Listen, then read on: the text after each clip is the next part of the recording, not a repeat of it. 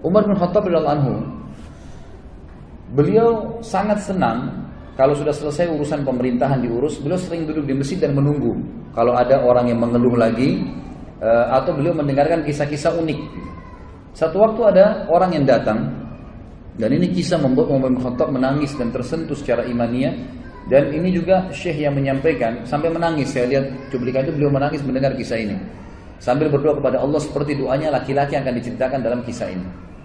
Umar bin Khattab sering kali duduk atau menunggu orang, lalu kemudian dia punya seseorang yang selalu mendampingi dia. Ini tidak disebutkan dalam kisah ini siapa dia.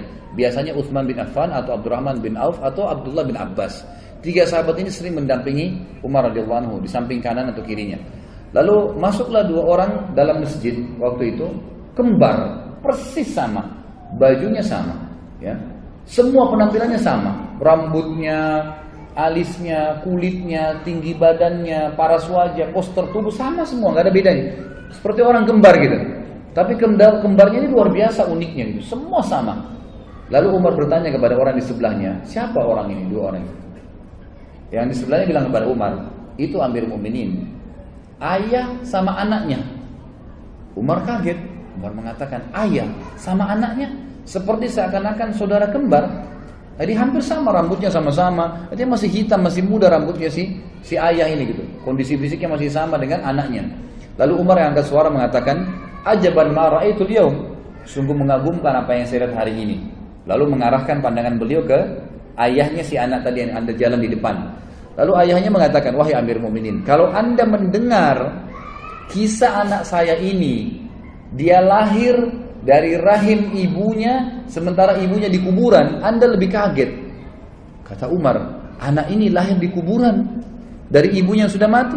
Kata ayahnya, iya Amir Mukminin, begini ceritanya. Umar bilang, ceritakan saya rahimakallah, semoga Allah merahmatimu. Dia bilang, begini cerita Amir Mukminin, saya waktu ibunya anak ini masih hidup di Madinah, masyarakat Madinah, orang-orang dari Ansar ini. Dia bilang, saya waktu ibunya masih hidup anak ini, sempat waktu hamil pertama, anaknya cuma satu, lagi hamil 3 bulan, ya. Saya kemudian punya hajat, ingin keluar dari kota Madinah, ingin pergi.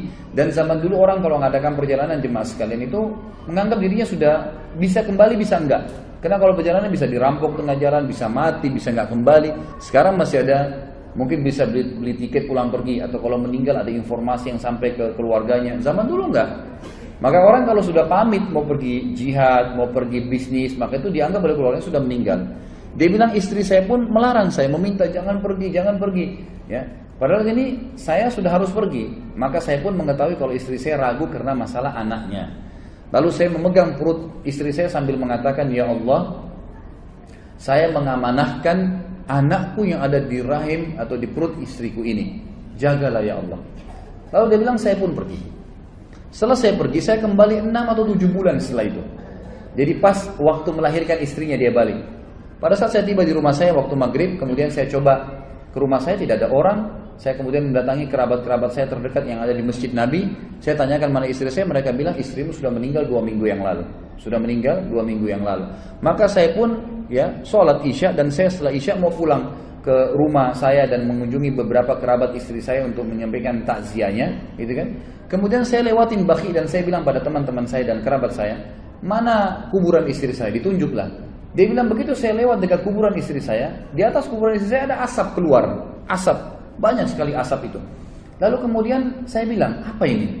Kata keluarganya dan teman-temannya, ini terjadi dari semenjak kami masukkan istrimu di kuburan 2 minggu lalu. Setiap hari keluar asap. Setiap hari, kami juga nggak tahu apa.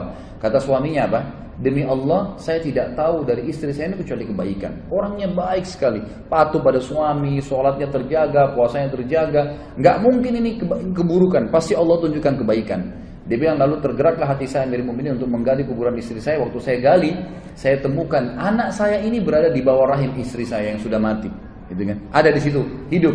Dan terdengar suara, dia bilang, saya tidak tahu dari mana yang berbunyi, wahai fulan, dipanggil namanya orang ini, wahai fulan, ambillah anakmu yang kau telah jadikan amanah di tangan Allah Subhanahu wa taala.